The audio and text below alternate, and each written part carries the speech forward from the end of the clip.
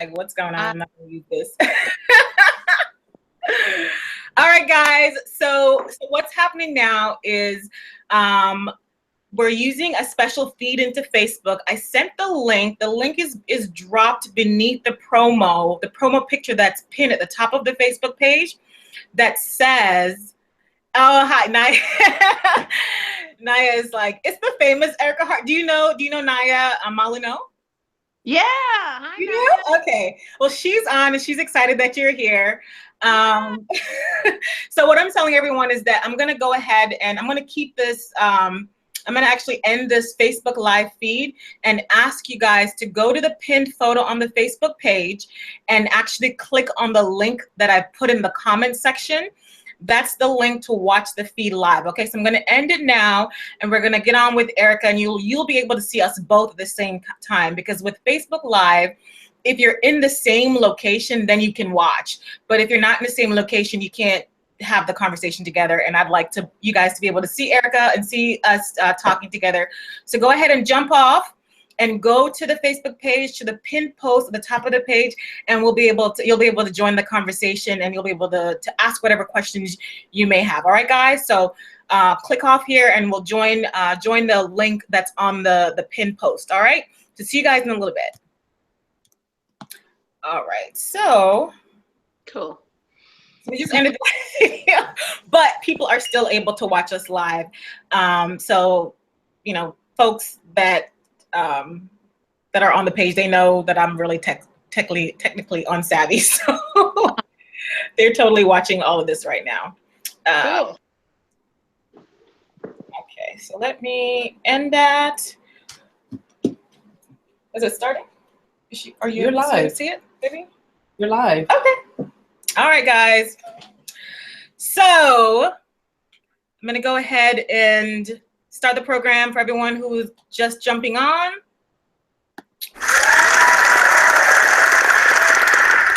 So tonight we are welcoming Ericka Hart. As I mentioned on my Facebook Live video, this is Zamara Perry. I am the founder and editor of Black Lesbian Love Lab, which is a blog focused on celebrating Black lesbian relationships. And last week, we saw an awesome photo of a beautiful young lady at Afropunk, and she was completely topless, and she had a double mastectomy, and I was immediately drawn just to the boldness of the photo. And I had to track her down and figure out who this person is. And I come to find out it's Ericka Hart. And Ericka Hart is a sex educator. She is a young queer woman who is kind of, you're kind of on your end of your treatments, right? You're still in treatment. I'm done. You're done with treatments. Congratulations. Here, let me give you another hand clap. So it was really important for us to get Ericka on. As I mentioned to most of you guys, that my partner also had breast cancer and a double mastectomy. So her story was really interesting to me, but also because she was so young.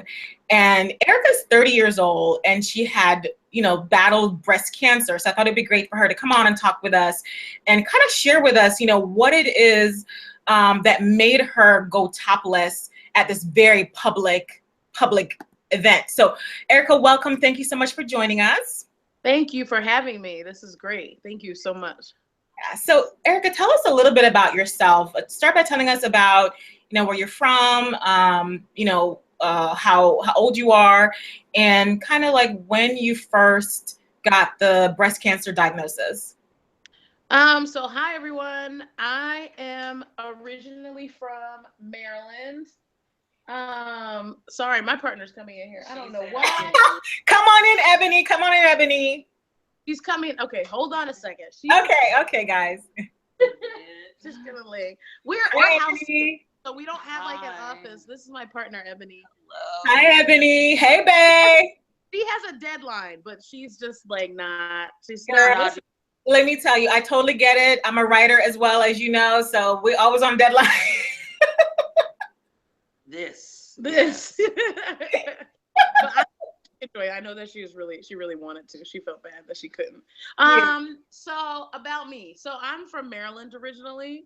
I lived in Maryland for 13 years. And then I moved pretty randomly to Puerto Rico with my dad. Okay. Because he got promoted to work in Ohio or Puerto Rico, and then he chose Puerto Rico, right? Quite naturally. And my mom passed away when I was 13, so it was a pretty, as some would say, hectic time. For me, is lots and lots of changes. Okay. So I claim Puerto Rico as home as well. Okay. Where did you ask where I lived or just where I'm from? I just want to know where you're from, but I also am interested in finding out a little bit about, kind of like when you got this diagnosis of breast cancer. Oh, okay. So I was 28. It was in May 2014. And I was standing. I had found a lump in the shower. I've been doing breast exams since I was like 14 because my mom had breast cancer, and she really prefaced doing self-exams. So I do self-exams all the time, even now post just mastectomy and all that jazz. So I did a self-exam, and something felt weird. Like it didn't feel like the deeper tissue that's often there. It felt like something that lived on the surface a little bit, and it just was a little more pronounced. Also, my ex-wife at the time, she had noticed, she said, like, I feel like there's something here. Like, she said it like casually, and I was like, oh no, it's nothing. But then I did a check in the shower. And then after that, I was quiet about it for like a week. I was like, I didn't say anything to her because I didn't want to deal with it at all. And I also didn't have health insurance. I was a part-time sex educator at the time, living in New York City, like really trying to just make ends meet being a consultant, and did not have health insurance. Right. So I told her after a week or so, and she was like, you must go to the doctor.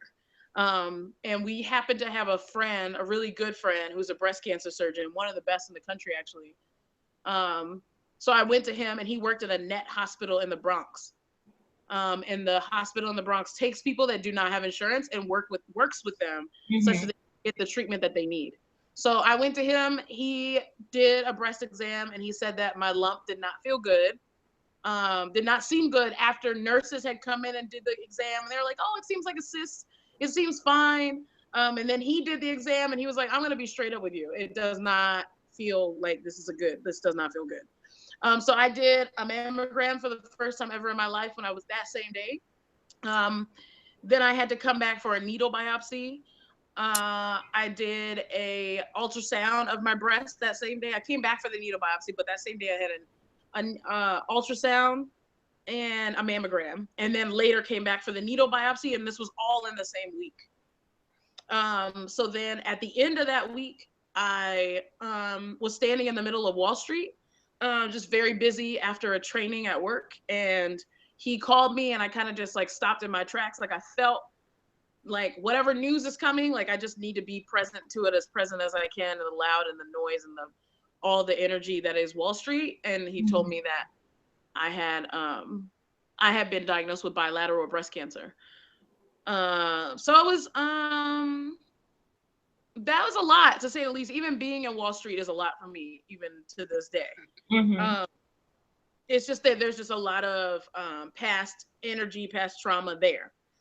So yeah, that's the short of the story. That's the short end of it. Okay.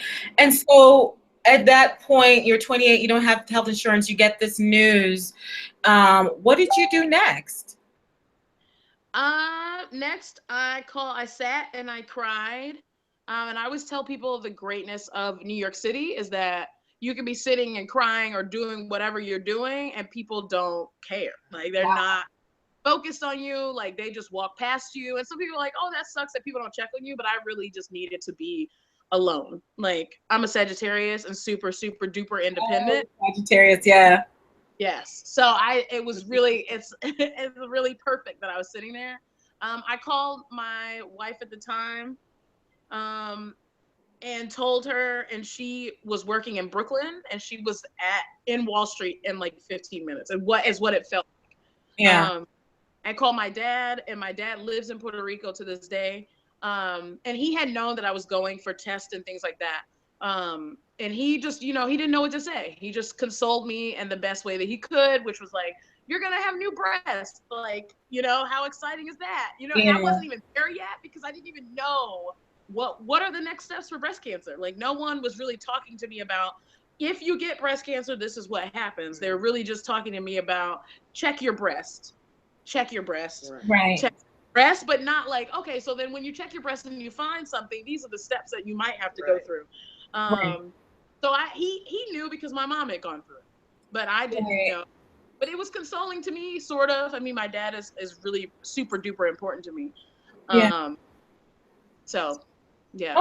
Oh, okay. So I know we have a limited time, so I kind of want, and I know your partner has a deadline, Ebony, lovely Ebony. So the question I have, I think most people who are watching have read your article that you wrote for the blog about your whole experience, or some of your experience. Of course, we can never express the entire experience, but tell me a little bit about what it was like. You said you were engaged when you got this news. Yeah, so I was engaged. I was diagnosed May 2014, and my wedding was September 2014. So when did you actually have engaged, like in the throes of planning a wedding? Right. So were you going through treatment when you got married, when you had the wedding? Oh yeah, I was on my breast cancer surgeon came to my wedding and said, this is what you are like on chemo. Like, I was on the strongest bout of chemo. I had like 4 sessions of, so one thing to know about me is that, or one self-care thing is, like, it didn't work for me to know all the different names of the chemo and the treatments that I would be receiving. I just needed to know what was going to keep me on the planet. So forgive me, I don't know the name of the chemo that I was on. It's all good. It's all good. It just doesn't serve me. But I was on a really strong dosage of chemo, and I'm also interested in getting pregnant. So my ovaries were put in menopause such that I could do that. So I was having heat flash. I was in menopause on my wedding day. Really? Completely bald, sweaty. When you're also in menopause, you can't necessarily access your emotions in the same way. So I didn't cry on my wedding day, and I'm a pretty cryy kind of person. Cryish. You're the writer. And I didn't cry. Like, I felt kind of numb in retrospect, just because I was on so many drugs. Right. Like, all of them. Right. But I partied until 1 a.m. Like, I partied like I was not on chemo. Wow. That's freaking awesome. So here's another thing that I'm interested in finding out about. And in the interest of time, I'll try to ask a couple of key questions. So, being in a relationship with someone who's going through cancer treatments is pretty challenging. What are some of the things that you learned about yourself, and what are some of the things that you think you learned about your partner during that time? Like, I know one of the things you mentioned in the article was that you are a caregiving type, and so the roles were kind of reversed, and you were having to be dependent on your partner in a way that you hadn't been before. Before, you were the one who was taking care of everything, taking care of her. Now you were the one being taken care of. How did that work for you? It was super difficult, and difficult doesn't even necessarily really capture the experience, because there's no guidebook. There's all of these like websites and books out there for like getting through cancer, but when you're dealing with cancer, for me personally, it was not something I wanted to sit and read. I wanted to talk about something else. So there wasn't really it didn't feel like there was any support for me. I just needed to figure it out. We needed to figure it out. And really what we were figuring out is how I was going to stay on the planet. And we, like I said in the article, we put our social and emotional self-care on the back burner, or wellness rather. And I think, I know due to past trauma and also because of my nature, I'm super controlling. So one thing that made it difficult is I was still being very controlling in this. Of just like, what would have made the difference is for me to release control and to be taken care of. Right. But I kid you not, 2 or 3 days after my double mastectomy, we had a whole spreadsheet of people that were going to come over and help and walk our dog and spend time with us. And I still got up and tried to like wash dishes and host people. Oh goodness. Yeah. Please. Yeah. On like insane amounts of Percocet. I couldn't really move my arms. I'm still getting, my wife at the time is looking at me like, what exactly are you doing? Right.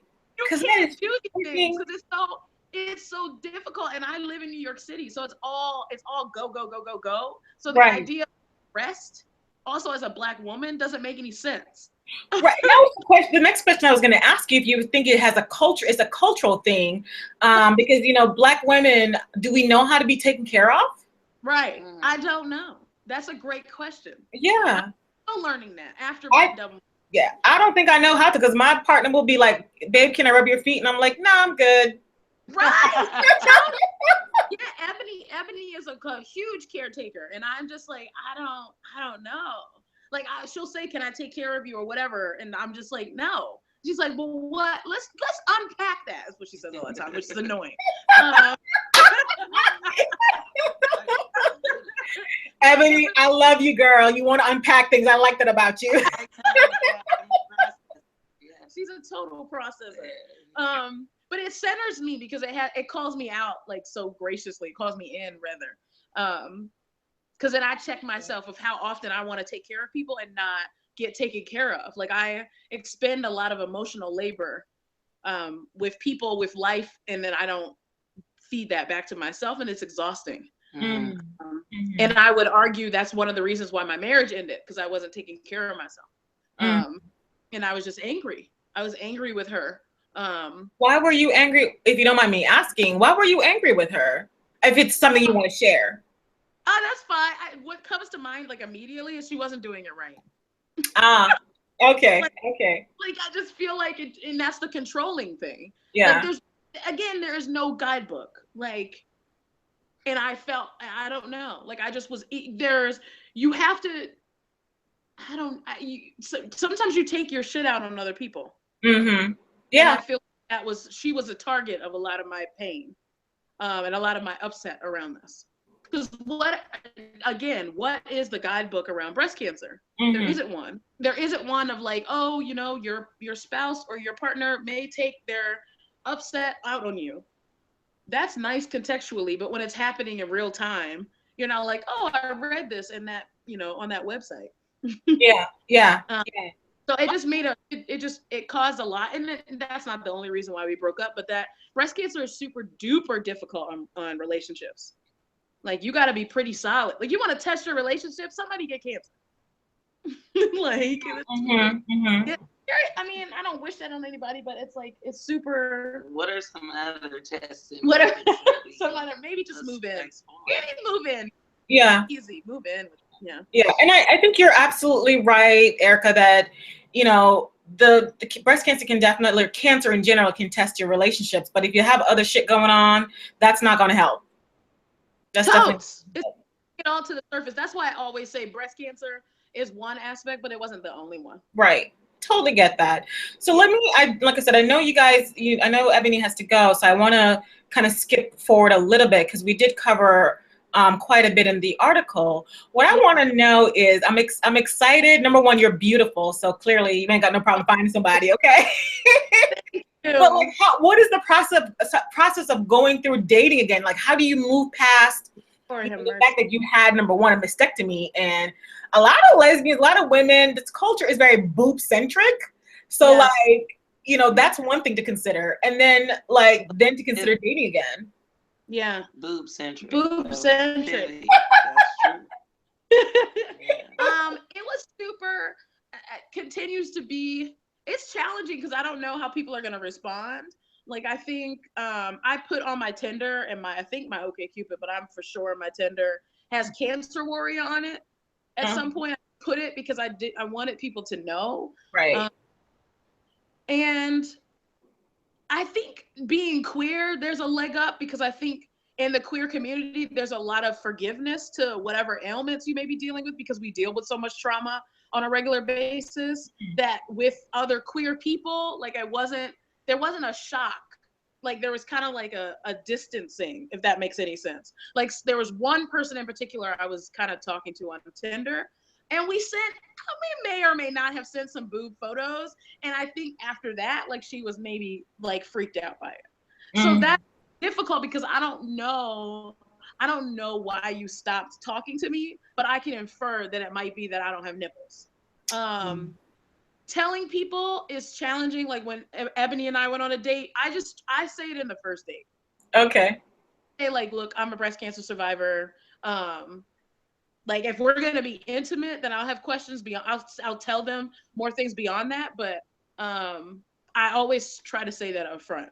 And if you become my Facebook friend, I'm naked beyond the Afropunk photos. That there's other photos of me prior to. Okay. Any sort of searching, like you'll see that you'll see my chest. I think for me, I'm also super vain. So I was on, I do acknowledge I have like super. Oh no, I'm not hearing Ebony. I didn't hear what you said, Ebony. Let's try it again. Oh,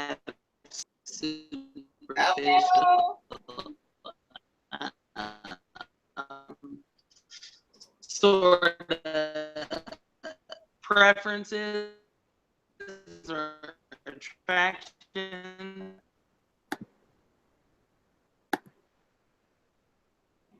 Ericka? Did I lose her? Oh no. All right, guys, hang on. It looks like we may be having a little bit of a challenge. So I can still see them, but I'm not hearing them.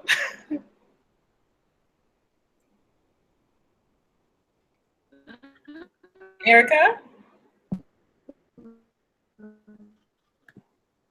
Okay, so Ericka, you're frozen. I don't see anything going on. I don't know if I'm frozen on your. Yours now? Oh, okay. So yours now? I can hear you now. So, cool. Ebony, you were saying some stuff. You were talking about, Can you hear her now? Can you hear or see me? Okay, now I can't hear. Hello? Hey, Ebony. Hi, how are you? It's weird because I can't see. I don't know if you can see me. I can definitely see. I can see you for sure, but you can't see me? No, I can totally see you now. It's working. Okay, cool. I was saying that I have, I was acknowledging rather that I have like some pretty superficial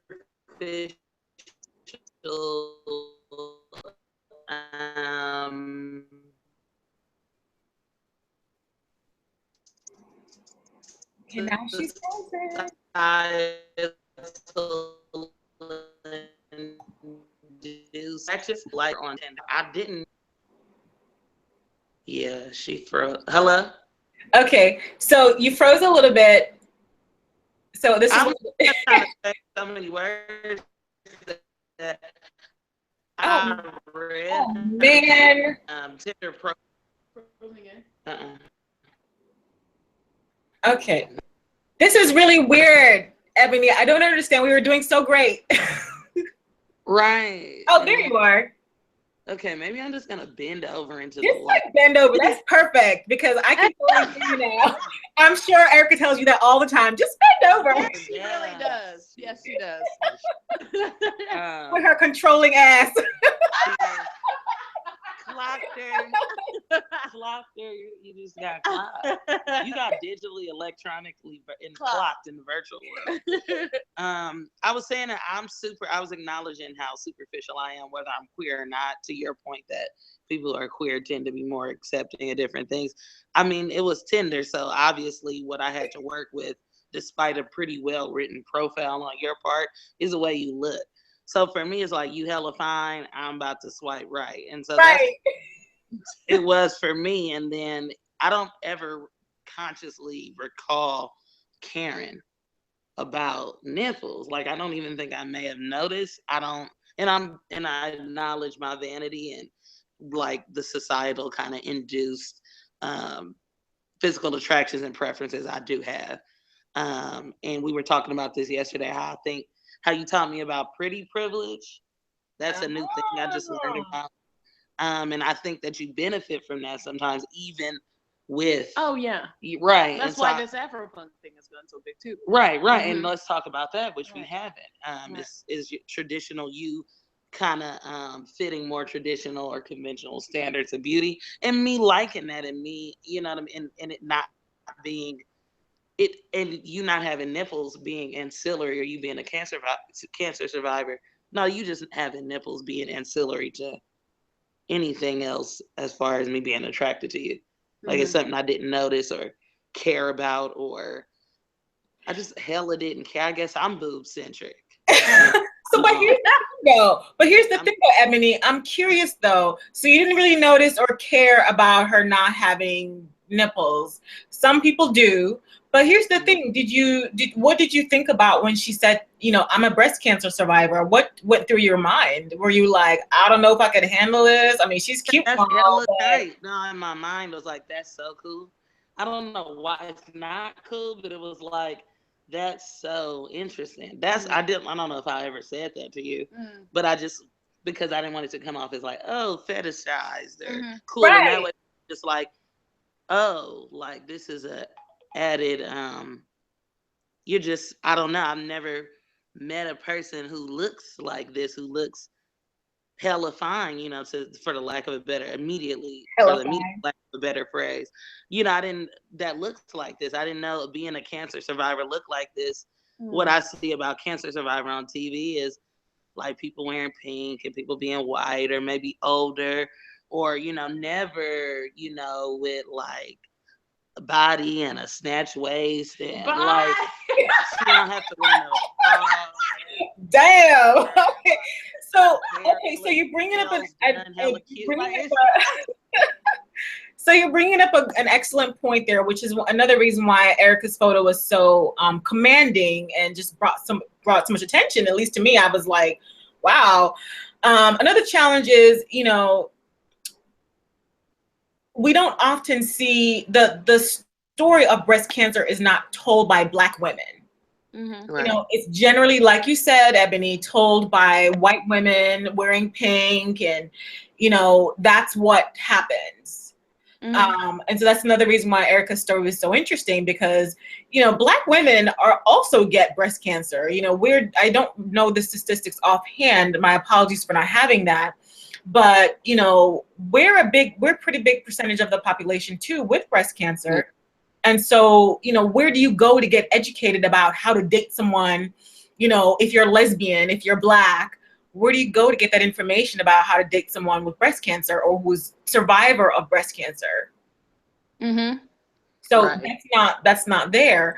Ericka, did you feel like you had to educate Ebony a little bit about what it's like, what you're going through? Or, you know, yes, you're really cute and all that, but like, were you like, what were you taking in consideration as you were looking to date? Were you like, I want somebody who is going to be understanding of what I'm going through, or like, what are you thinking? Yeah, like I totally want somebody that's not gonna flitch or be like freaked out that I, you know, have had this experience. But it's also different. Like I would love to talk to someone who's dating while they're on treatment. Right. Because my experience right now is very different. Like I'm not having to navigate medical systems like I did when I was on treatment. I don't have the same fatigue. I just don't have the same side effects at all. She's getting a very well Ericka, if you will. Like I don't have to like deal with the like scare of like, what's the chemo gonna be like this time? You know, like she doesn't have that, like, because I'm done with all that treatment. Even my surgeries, I don't need to have another. I have breast implants, so I'm gonna need to change them in 10 years. But that's 10 years. You know what I mean? Like it's not the immediate health things are not there right now. But I certainly am always like, when I've gone on dates and have said that I'm a breast cancer survivor, I've always been like, I say it and I'm kind of like holding my breath to see the response. Because breast cancer, what you see on television does not look like me. So oftentimes people are surprised. And that's why I went topless, because it does look like me. It is me. Yeah. So I just wanted people to see that beyond being clothed, because it can be an invisible disability. Right. That's super important that you said that. Yeah. Yeah, that's super important. Yeah. So do you want to comment a little bit more about that, Ebony, by saying it's an invisible disability? Because I know the fatigue can be an issue. You said that you're well now, which is great, but people make assumptions and they don't know what you've been through. Right. Right.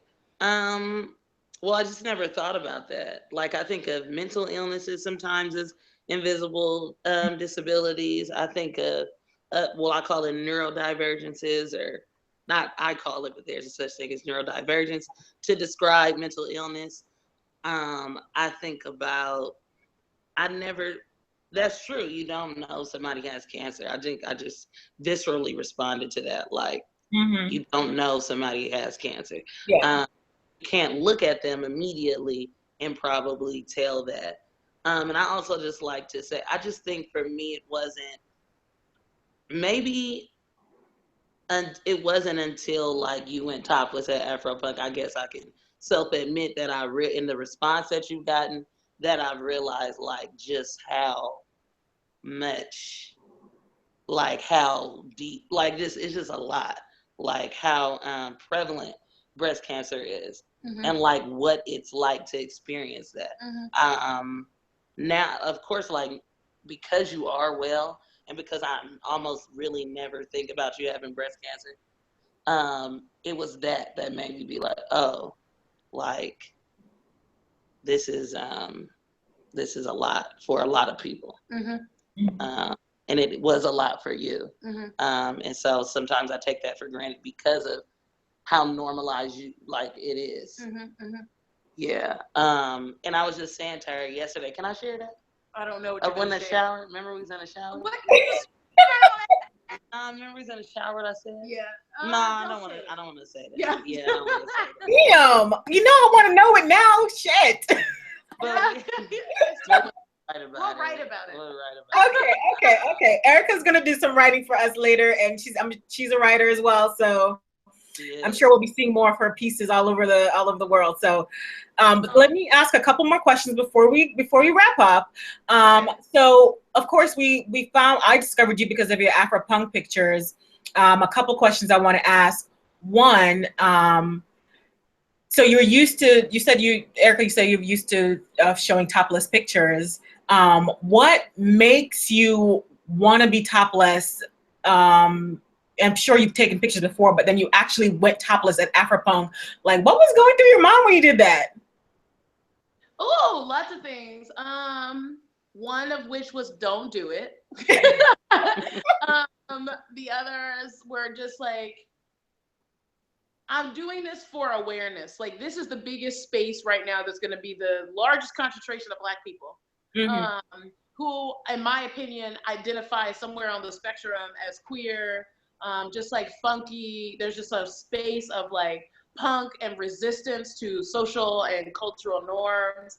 And I just felt like it was a safe space to do that, but I still walked in with all of my concerns of how people would react anyway.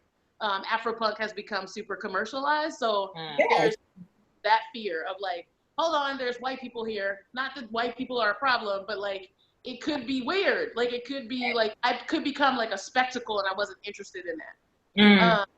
I was interested in, one thing I've always said too, is like, no one got my phone number at Afropunk when I was topless. So I thought about that. Like, here I am standing topless, and people are like, can I come and hug you? You're so amazing. You're such an inspiration. I went topless to push beyond those views of that cancer patients are just this like inspirational porn. Right. Like, I be considered a sex object. Like, I am. Like, I'm a sexual being. I still like to have sex. Like, I still want people to think that I'm sexy. I didn't just go in like a medical garb. I went in like a cute outfit, and my makeup was done, and blah, blah, blah. Like, you know, I was wearing a freaking chest harness. You know what I mean? But still, even with that, people were not looking at me in that light. Mm-hmm. And I'm super interested in pushing up against that. Because it's almost as if because we've had a double mastectomy, now we're just inspirations. We're not anything else. Right. So to answer your question fully, like I was scared. My friends consider me pretty wild. People that know me, they're like, yeah, Ericka will do pretty much anything. But I was scared of how people would react. I was also scared if it was safe. What else? I called Ebony a couple of times. Ebony lives in Oakland. She lives in California. Oh, you guys are the bi-coastal types. For a limited time, yeah. Okay.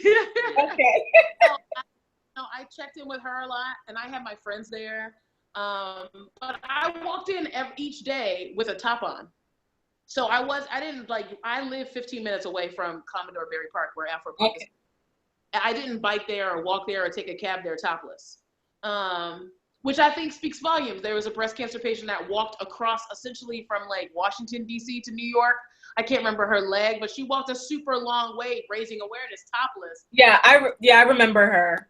She's the brave one. Like, that's wild. Like, that's just walking with anybody like this, just any sort of environment. Like, Afropunk, there were other people who were at Afropunk topless. Mm-hmm.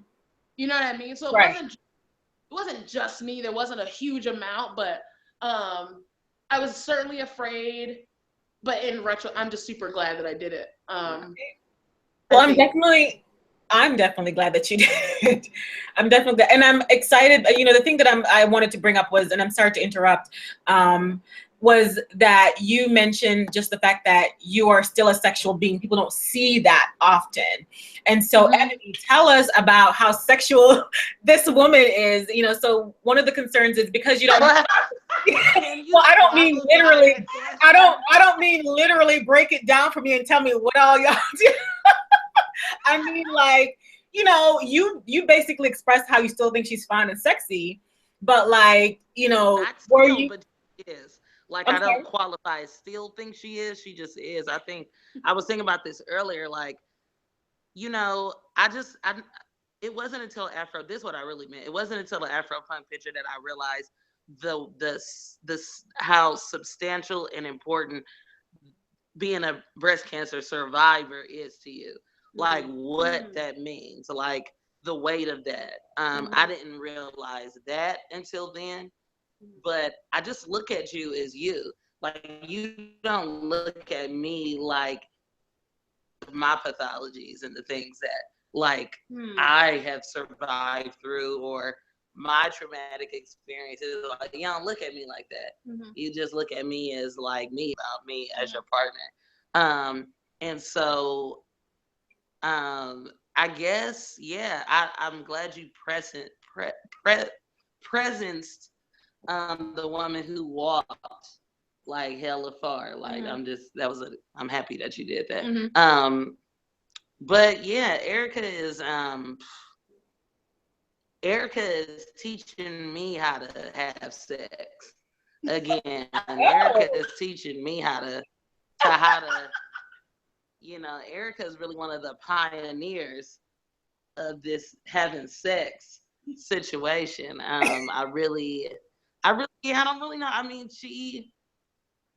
you just gotta look at her. Like, she's hot. Like, I take a chance that I get, and other people want to do that as well.